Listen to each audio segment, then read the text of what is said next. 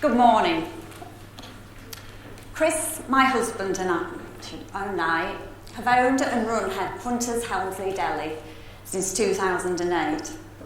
We both come from farming families, so the love of food, its provenance, it's in our blood.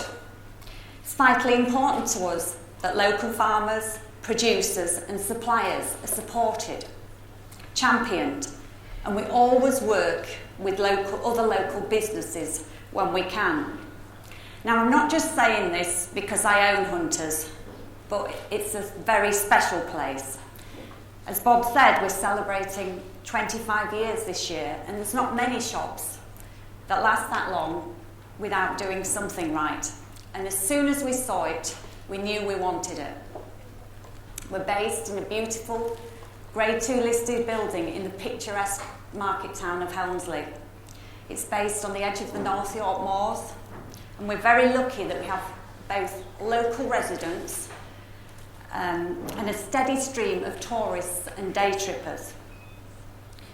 I'll later touch on the hard work that goes into maintaining that.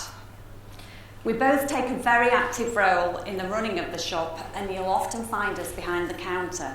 Chris mans the downstairs fresh food side of the deli, selling cheese, meat, freshly made sandwiches, etc. And I base myself upstairs, where we sell preserves, tea, coffee, international delicacies, chocolates and giftware.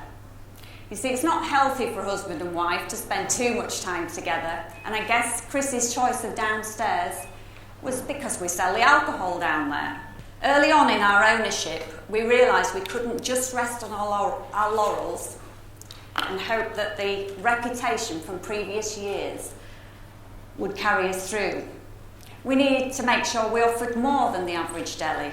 Our deli isn't that big in size, and I must point out that there's no way we can compete with a farm shop. We just haven't got the space. Also, many delis have a cafe area. That's not an option for us. So how could we grow without taking on new premises or becoming a chain? The first thing we did was make a conscious decision to stock an unusually wide selection of products. This can be tricky for a small retailer in terms of square footage, cash flow, etc. But we felt strongly we wanted people to come back to us time and time again, and they would see something new. We didn't want it to get boring. We also wanted to make sure that our local residents could come and do quite a large chunk of their weekly shop. The importance of quality goes without saying.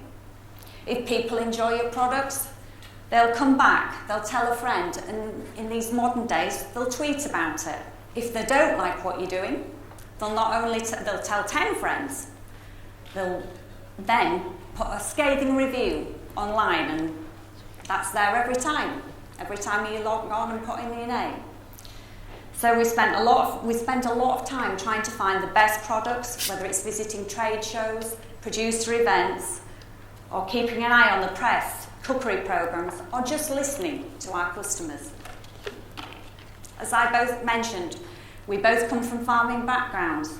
We believe the quality of food, where and how it is produced, is vital. We wanted to shout about local producers, farmers, suppliers, and use that as a key selling point too. Of the products in store, 70% are sourced locally.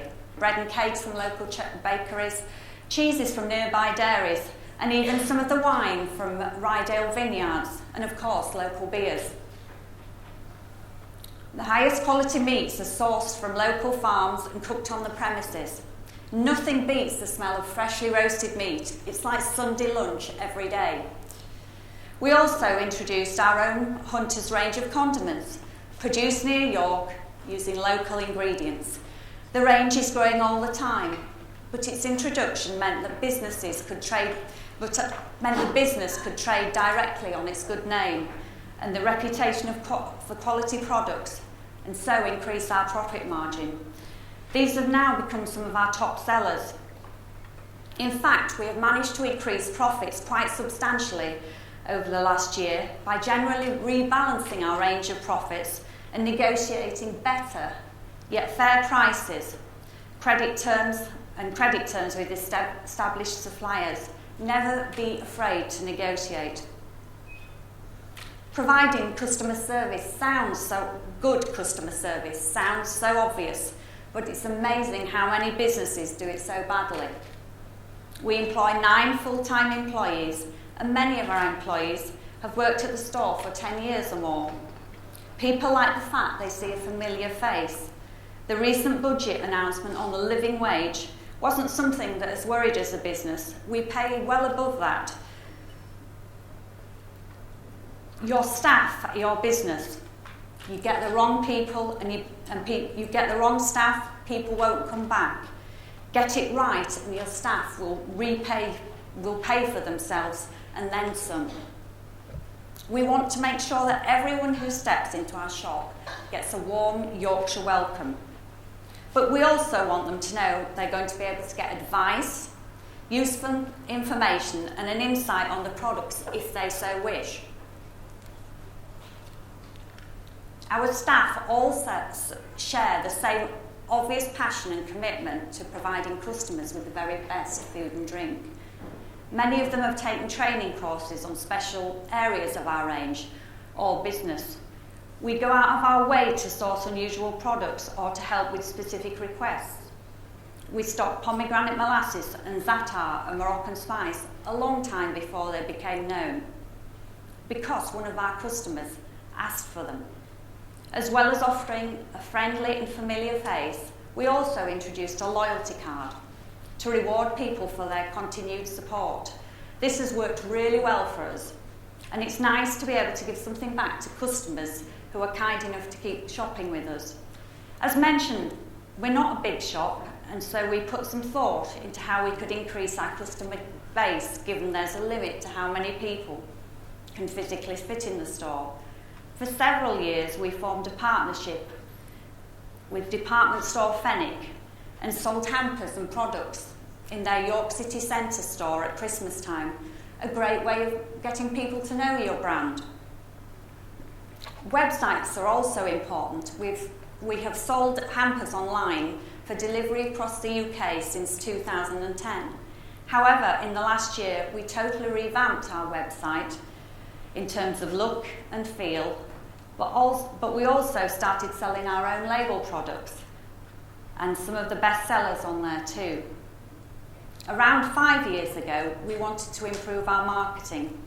It was at this point that we met a freelance PR consultant and decided to give working with her a try. I think this has helped set us apart from other businesses, because it really makes us think about what we're doing and about what we're saying about ourselves, whether we're actually telling anyone what we're doing, even if we're doing it. When your focus is put on what you are doing, on what are you doing that would make a press release or that someone would want to talk about down the pub, you start to think about things differently. We had always run tastings in the shop, allowing people to try new products, but thinking about PR and marketing has made us push that further. Tastings in themselves might not be a news story, but what about when they're linked to a topical trend? Recently, a fully qualified nutritionist spent a day in store offering advice on food allergies and intolerance, because we'd noticed a genuine increase in visitors requesting special products. Samples and food and recipes were made available. It made for an informative day for customers and staff who gained additional knowledge, and also made it more of a story for the media. We do try to be really creative. A couple of years ago, to link to National Sandwich Week, we asked customers to come up with a new sandwich to join the menu. And this year, for our 25th birthday, we linked up with a fantastic local cake maker to create the shop entirely out of cake and icing. A spectacular sight and great PR for both of us, which we then sold off by the slice for charity.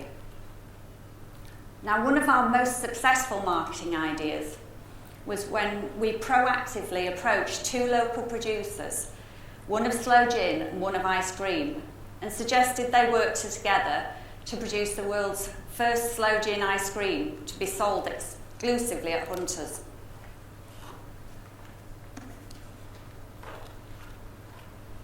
At the same time as focusing on PR, we also decided to take the plunge on social media, which has been great. Although at first, as I think with a lot of small businesses, that found it difficult. But there's no denying it's a great way of keeping in touch with local residents, food lovers and potential visitors, and other local businesses. We can all support each other by pushing out each other's messages to each other's followers. Yes, it does take time and a certain level of commitment, but actually we now quite enjoy it and we're getting the hang of it. In the first week of Twitter, we managed to help a young man who'd been desperately looking for a chili jam we stocked. We sold some product and hopefully made his day.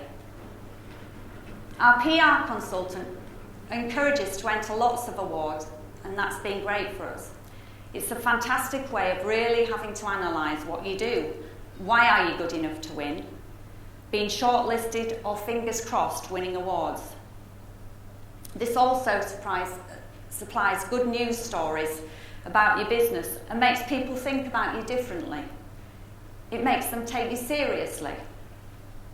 The pinnacle of our award success came earlier this year when we were awarded the title of Britain's Best Small Shop, beating off competition from hundreds of other retailers.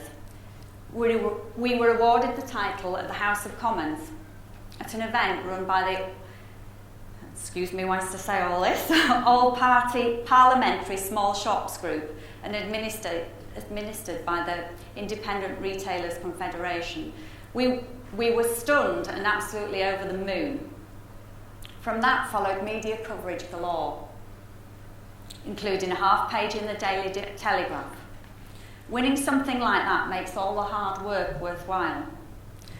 When we won it, Simon Danzuk MP, who gave us our award, said, Hunters of Helmsley was chosen by judges for its local sourcing of produce, organisation of events to support their high street, and for their use of social media to engage customers.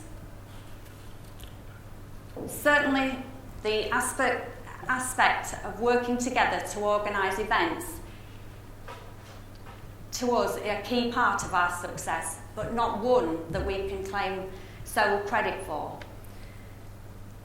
Back in 2012, we felt concerned that high streets across the country were struggling. What if it happened to Helmsley? How could we ensure we'd keep customers coming? And not just to us, but to all the businesses. We understood that our well-being rested on the town as a whole. If a couple of businesses went under, there'd be empty shops. It would change the feel of the town. Would people still visit? We're very lucky Helmsley's a town full of independent businesses. And we want to keep it that way. What if the high street became nothing but chain supermarkets and betting shops? We couldn't assume anything was forever.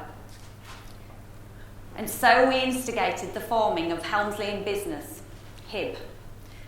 We started with just over 20 business members, and we're now at over 50. Any business, so long as it's based in the town, is welcome to join. So we have everything from art galleries, hotels to taxi firms and planning consultants. Recently, we've encouraged other non-traditional organisations to join up. So the North York Moors National Park, the Town Council, and English Heritage have all become members. This is important, as so often everyone is working in silos, never talking, and in many ways competing for a share of the voice. Now we can talk with one voice. We work together to promote the town locally, encouraging people to support local business, and also to the tourist market. Chris chaired it for the first 2 years, and now I'm secretary. We all meet monthly to discuss ideas and issues we want to raise. The key thing we've started to do is to run regular town-wide events, including celebrations for Yorkshire Day, the signing of the Magna Carta, Small Business Saturday, and of course, Christmas. Our Christmas Tree Festival gives people a reason to visit the town at this busy time of year. We couldn't do it alone though, only together. We also put a lot of effort into marketing the town. We've developed the Visit Helmsley website. We've designed and distributed a leaflet about the town to target tourists. We use PR to communicate everything that we're doing. There's no point having events if no one knows about them. We've featured on Look North, also on the BBC's 6 o'clock news, who interviewed us about the high number of female entrepreneurs in Helmsley. We've run press trips for journalists and submitted informational features from everything from food destinations to dog lovers' paradises. Together we've submitted and been awarded grant applications to help us achieve these aims. And we all pay a fairly low annual membership fee. We raise money for Christmas lights as we appreciate that the council has other priorities, and also for charities and other worthy causes in the area. The success has been fantastic. Footfall has increased in the town, and I think most businesses would say turnover is up. We've had no shops closing due to lack of trade, and I think the local community would say they're enjoying everything that is going on and feeling a much more part of things. And certainly as a business owner, it's great to have such a strong support network. It can be hard work sometimes, doing everything for HIB on top of running a business. But it's so important. As the saying goes, many hands make light work. So I hope this has been useful, and certainly if you're ever in Helmsley, please do pop in and give that friendly Yorkshire welcome, put the friendly Yorkshire welcome to the test. Thank you.